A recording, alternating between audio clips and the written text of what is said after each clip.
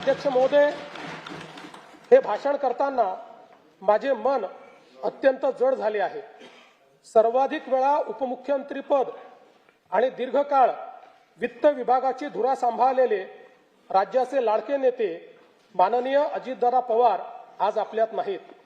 त्यांच्या जाण्याने राज्याच्या सार्वजनिक जीवनात आणि प्रशासनात कधीही भरून न निघणारी मोठी पोकळी निर्माण झाली आहे। त्यांनी एकूण 11 वेळा राज्याचा अर्थसंकल्प मांडला। अजितदादा व अर्थसंकल्प हे नाते दृढ झाले होते। त्यांच्या करड्या शिस्तीमुळेच महाराष्ट्राची वित्तीय स्थिती कठीण काळातही स्थिर राहिली। काम करणारा माणूस ही त्यांची ओळख आणि त्यांनी दिलेली विकासाची दिशा आजही आपल्याला प्रेरणा देत आहे। त्यांना श्रद्धांजली म्हणून सर्व मान्यवरांची चर्चा करून त्यांच्या व्यक्तिमत्वाला साजेसे भव्य स्मारक उभारण्यात येईल। तसेच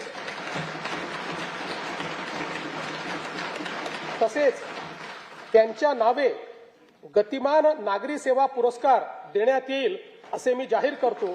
सातारा जिल्ह्यातील सह्याद्री पर्वतरांगांमध्ये बसलेला वासोटा किल्ला हा छत्रपती शिवाजी महाराजांच्या शौर्याचे आणि रणनीतीचे प्रतीक आहे।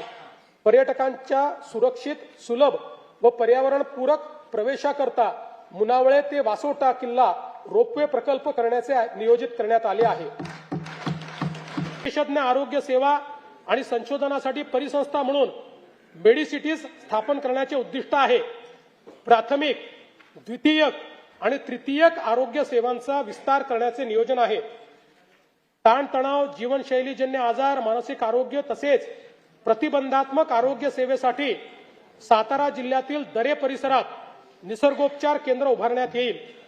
तसेच युनेस्कोच्या जागतिक वारसा नामांकन प्राप्त 12 किल्ल्यांमध्ये राज्यातील रायगड, राजगड, प्रतापगड, साल्हेर, लोहगड, शिवनेरी, पन्हाळा, खांदेरी, सुवर्णदुर्ग, सिंधुदुर्ग, विजयदुर्ग आणि तामिळनाडू राज्यातील जिंजी या किल्ल्यांचा समावेश आहे।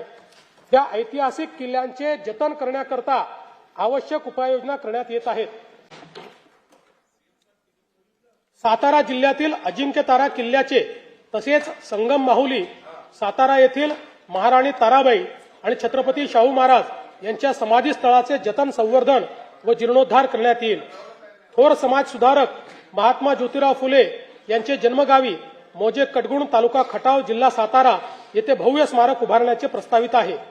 ज्ञानज्योती सावित्रीबाई फुले यांचे जन्मगाव नायगाव, तालुका खंडाळा, जिल्हा सातारा येथे स्मारक व महिला प्रशिक्षण केंद्र उभारण्याची मान्यता देण्यात आली आहे।